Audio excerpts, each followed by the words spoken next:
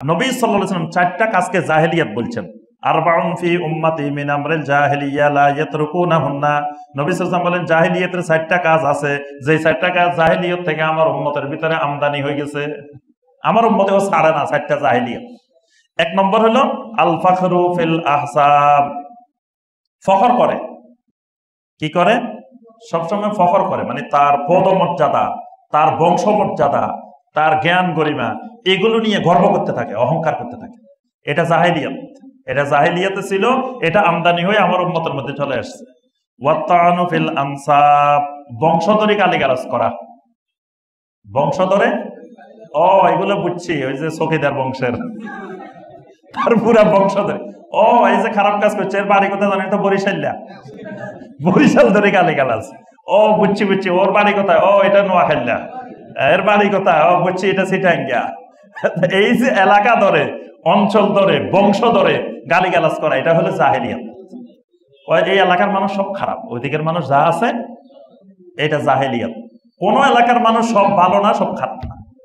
আল্লাহর জমিনে যত এলাকা আছে, সব এলাকায় ভালো মানুষও আছে, খারাপ মানুষও আছে। মক্কা মুকাররমায় নবী সাল্লাল্লাহু আলাইহি ওয়াসাল্লামের জন্ম, নবী সাল্লাল্লাহু আলাইহি ওয়াসাল্লামের এলাকা আবু জাহেলের এলাকা। মদিনা মুনাওয়ারায় নবী সাল্লাল্লাহু আলাইহি ওয়াসাল্লামের এলাকা আব্দুল্লাহ বিন উবাইর এলাকা। তাহলে জমিনে এমন কোন জনপদ নাই যেখানে সবাই ভালো সবাই খারাপ, কিন্তু সবাই ধরে গালিগালাজ করা, এটা হলো জাহেলিয়াত।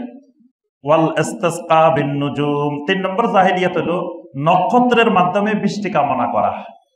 নক্ষত্রের মাধ্যমে বৃষ্টি কামনা, নক্ষত্রের মাধ্যমে বৃষ্টি কামনা আছে বাংলাদেশে। কি রকম দেখবেন, ওই যে পঞ্জিকা আছে, পঞ্জিকা আছে না, পঞ্জিকার মধ্যে কোন তিথিতে, কোন সময়ে, কোন নক্ষত্রের কোথায় অবস্থান, কোথায় কি হয়, কখন বৃষ্টি হবে, কখন না হবে, এরকম সব লেখা আছে। এটা জাহেলিয়াত।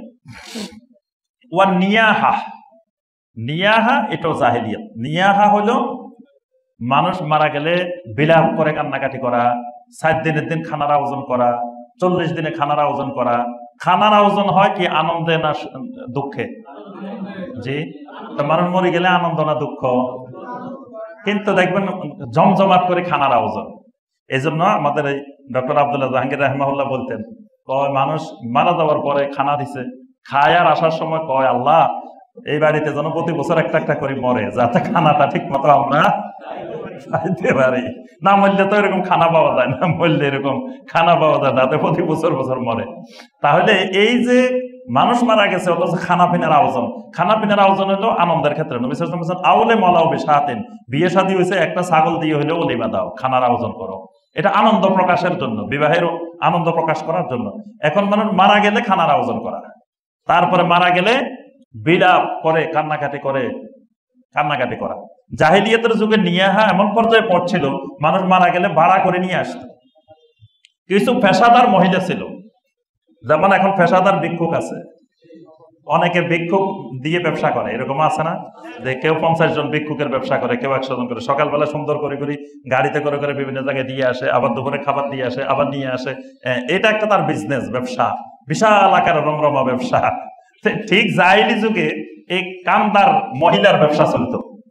মানে অমুক জায়গায় একজন মারা গেছে, তো খবর দিত যে আমাদের অমুক নেতা মারা গেছে, 100 জন পাঠাই দাও, বাস ওখানে 100 জন পাঠাই দিত। 100 জনে বসে বসে কান্নাকাটি করতো, বিলাপ করে। আর পাশের বাড়ির এরা কয়, মিয়া হেরা দেশে আমরা কম নাকি? হেরা 100 জনে কাঁদছে, এরা কত দেয় 150 জন পাঠাই দাও আমাদের এখানে। এদের এখানে 150 জন পাঠাই দিত।